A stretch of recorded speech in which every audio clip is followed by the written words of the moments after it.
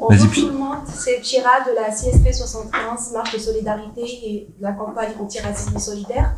On est là aujourd'hui pour vous annoncer notre prochain rendez-vous qui était déjà annoncé depuis le 18 décembre. C'est la marche du 19 mars cette année qui s'inscrit dans le cadre de la mobilisation internationale de lutte contre toutes les formes de discrimination. Des manifestations sont prévues partout dans le monde, aux États-Unis, en Angleterre, en Afrique, en Espagne et en Grèce, pour dire non aux discriminations, non au racisme. Nous, les collectifs des sans-papiers, avec les collectifs des migrantes et migrants, solidaires étudiants, le réseau des familles de victimes de violences policières et pénitentiaires, des syndicats, des associations, des partis politiques, nous serons tous dans notre prochain rendez-vous samedi à Châtelet, 19 mars, 14h. Nous vous appelons tous à nous rejoindre pour dire non à toutes les formes de discrimination, non au racisme, oui à la solidarité. Et là, nos camarades qui sont avec nous dans le cadre de la campagne vont prendre la parole. Chacun va expliquer pourquoi nous serons là le 19 mars. Merci. La parole est à vous, Fatou. Bonjour, je m'appelle Fatou Dieng. Je suis du comité Vérité et Justice pour la Dieng, du collectif Vivolé et membre du réseau d'entraide Vérité et Justice. Bonjour, je suis Samia El-Khalfaoui, tante de Souhail El-Khalfaoui, qui a été tuée le 4 août 2021 à Marseille lors d'un contrôle routier. Et je fais partie du réseau d'entraide Vérité et Justice. Oui, bonjour, je suis Christophe Sinan, le beau-fils de Claude Jean-Pierre, retraité de 67 ans, décédé en décembre 2020 en Guadeloupe, qui a eu le cou brisé suite à une interpellation et qui ne survivra pas à ses blessures. Donc aujourd'hui on est là, on fait partie également du réseau Entraide Vérité et Justice et on va vous lire un texte pour présenter le réseau et vous informer des revendications qui sont les nôtres. En 2022, c'est la 26e année consécutive que l'appel du collectif opposé à la brutalité policière de Montréal est lancé pour faire du 15 mars la journée internationale contre la brutalité policière. En France, afin de rompre l'isolement, de dénoncer l'impunité des agents assermentés face à la justice et de rendre hommage aux victimes, les familles de personnes assassinées et les victimes blessées ont répondu à l'appel dès 2011. Elles se sont passées le relais depuis pour faire de la mi-mars le moment de convergence de toutes les personnes victimes de violences et de crimes d'État. Au cours des années, les marches ont pris différents noms et n'ont pas toujours été initiées par les mêmes collectifs. Mais depuis 2018, qu'il pleuve ou qu'il vente, le réseau d'entraide Vérité et Justice, constitué d'une trentaine de familles de victimes tuées par la police et la gendarmerie, de familles qui ont perdu un proche tué en prison ou suite à des disparitions forcées et de personnes blessées et mutilées par les forces de l'ordre, porte l'organisation de cette journée en association avec des collectifs antiracistes et antifascistes, de personnes exilées et sans papier, réunis au sein de la campagne antiracisme et solidarité et de collectifs en lutte contre les violences d'État. Ensemble, nous résistons face aux douleurs infligées par l'État. Nous n'avons pas attendu la médiatisation pour constater que la police, la gendarmerie et la prison violent, mutilent, blessent et tuent. Nos collectifs, ce sont des personnes endeuillées, blessées, mutilées, violées, humiliées, mais résignées à lutter contre ces gouvernements séparatistes en France et ailleurs, qui racialisent la société, qui cherchent depuis tant d'années à nous anéantir par leurs discours nauséabonds, leurs politiques, leurs lois liberticides. C'est le cas récemment avec leur loi sécurité globale et leur loi séparatiste islamophobe. La sécurité entre opprimés et réprimés s'est renforcée au gré du temps, permettant d'identifier et d'harmoniser toutes les aspirations et revendications qui animent le combat des différentes familles, victimes et collectifs, au-delà de la seule quête de vérité et de justice. Elle a permis aussi d'établir les liens nécessaires entre les différentes formes de violence d'État. Les forces de l'ordre tuent, les frontières et les prisons tuent, le racisme systémique et structurel tue. Ce système économique et le changement climatique qu'il provoque tuent. L'indifférence tue. La violence n'est pas seulement le fait des individus, Elle est le fait d'un système tout entier. C'est ce système de mort que nous souhaitons abolir. Les lois sécuritaires, racistes, sexistes, liberticides ont justifié l'augmentation des moyens des forces de police en les armant davantage, en les privilégiant davantage face à une population de plus en plus criminalisée, contrôlée, fichée, opprimée, précarisée. L'État français exerçait sa violence bien avant la constitution de la Ve République à l'encontre des populations colonisées, en Outre-mer comme en métropole. Depuis, il continue avec le pillage du Sud global, avec ses guerres, avec ses ventes d'armes, avec la destruction de la planète, provoquant des mouvements de population qui fuient ces désordres du monde. Depuis l'état d'urgence et avec le mandat d'Emmanuel Macron, ces violences se sont débridées. Le nombre de morts et de blessés augmente de manière exponentielle. Le racisme décomplexé prend toute sa place, s'étale dans l'espace public avec une indécence qui nous rappelle les pires heures de l'histoire.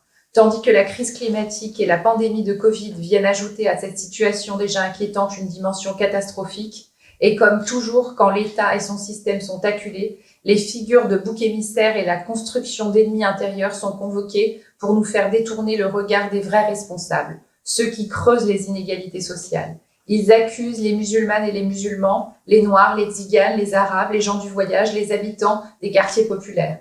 L'islamo-gauchisme n'existe pas. Il y a juste la solidarité nécessaire et vitale entre les opprimés et celles et ceux qui sont conscients de l'oppression et veulent y mettre un terme. Des forces politiques terrifiées à l'idée de soulèvement du peuple, de l'exigence de liberté et de changement pour répartir les richesses, veulent nous faire adhérer à leurs fantasmes totalitaires. Mais ils ne passeront pas. La marche des solidarités est une réponse. Elle est la réponse de celles et ceux qui refusent le fatalisme et se battent pour la vie et pour la dignité, pour la vérité et la justice sociale et climatique. Le 19 mars 2022, le réseau d'entraide Vérité et Justice s'associe à la campagne Antiracisme et Solidarité pour appeler à marcher toutes et tous ensemble dans toutes les villes et tous les pays pour faire bloc contre le racisme systémique et les violences et crimes d'État. Oui, bonjour.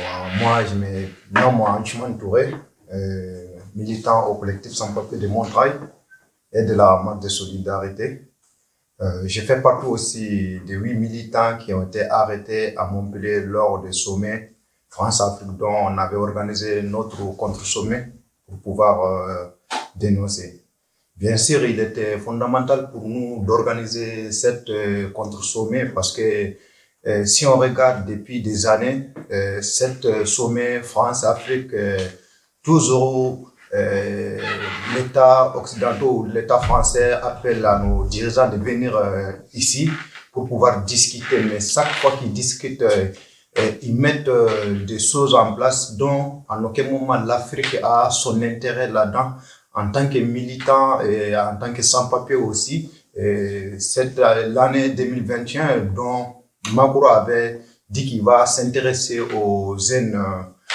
à la jeunesse et à la jeunesse. Du coup, nous, on s'est dit, s'il doit s'intéresser à la jeunesse, cette même jeunesse ici, dont ils ont besoin que le gouvernement fasse quelque chose. On était parti à Montpellier pour pouvoir montrer notre voix, mais à notre grande surprise, d'une manière, c'était une manifestation qui a été déclarée ici à Paris, informer les autorités à Montpellier. Du coup, il y avait des organisations locaux aussi qui étaient en contact avec la préfecture à Montpellier. Mais quand on est venu, la préfecture a déployé des policiers pour venir nous arrêter, dont 10 étaient placés en centre de rétention et 5 autres sont sortis avec des OQTF et des IRTF, dont les IRTF aujourd'hui c'est un bannissement total.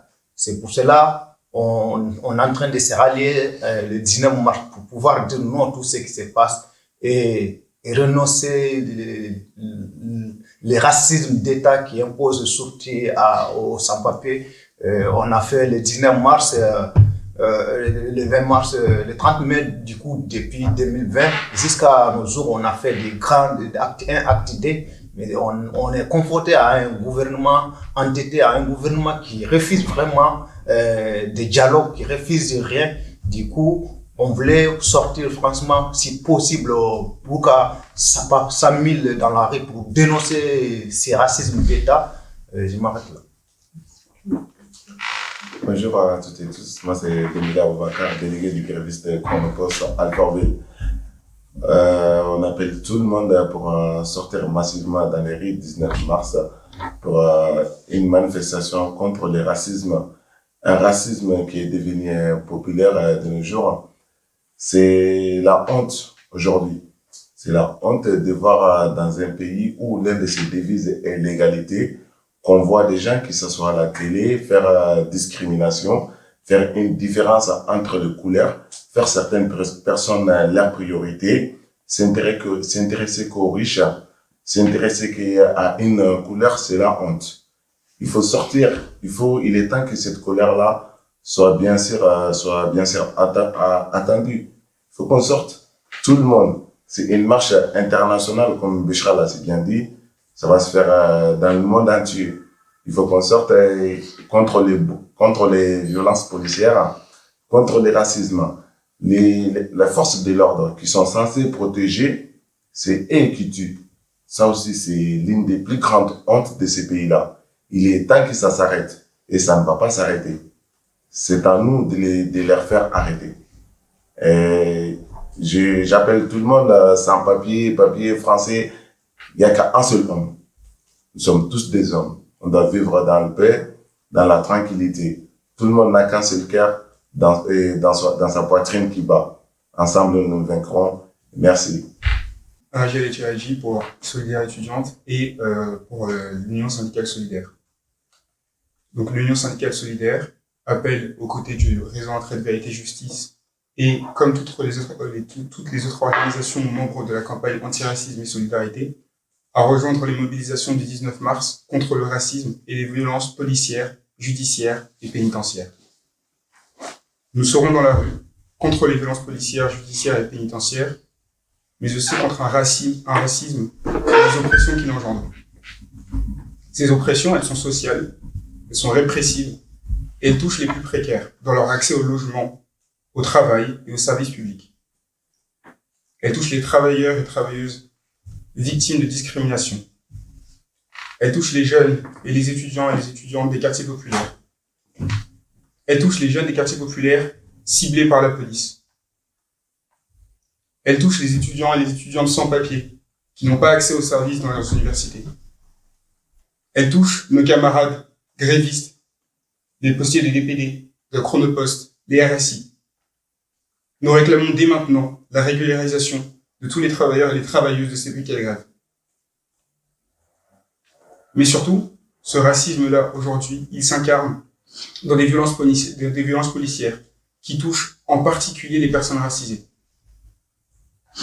Elles engendrent chaque année des morts et des blessures graves qui sont constatées par la défenseur des droits.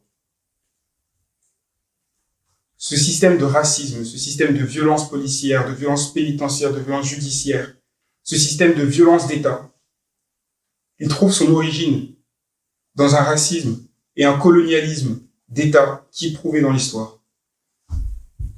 Nous dénonçons également aujourd'hui, dans un contexte de guerre causé par l'invasion de l'Ukraine par la Russie, le tri raciste des réfugiés. Nous apportons bien sûr tout notre soutien à la population ukrainienne et nous participons à l'élan de solidarité à la destination de celle-ci. Cependant, nous regrettons qu'il n'y ait pas eu le même élan de solidarité à l'égard de la Palestine, de la Syrie ou de l'Afghanistan, à l'égard du Mali, à l'égard de la Côte d'Ivoire et à l'égard de tous les pays dont proviennent les réfugiés. Nous dénonçons le deux poids deux mesures, le racisme d'État dont fait preuve l'État français depuis maintenant plusieurs décennies. Au fond, nous dénonçons toutes les guerres et appelons à la solidarité et à l'accueil des réfugiés. Nous serons donc dans la rue le 19 mars, aux côtés de toutes les organisations présentes ici, comme nous l'avons déjà été et le serons à l'avenir. Nous serons là pour marcher contre ce système capitaliste, impérialiste et colonialiste, aux élans racistes, aux racines racistes qui discriminent, violentent et tuent partout en France. Merci les camarades.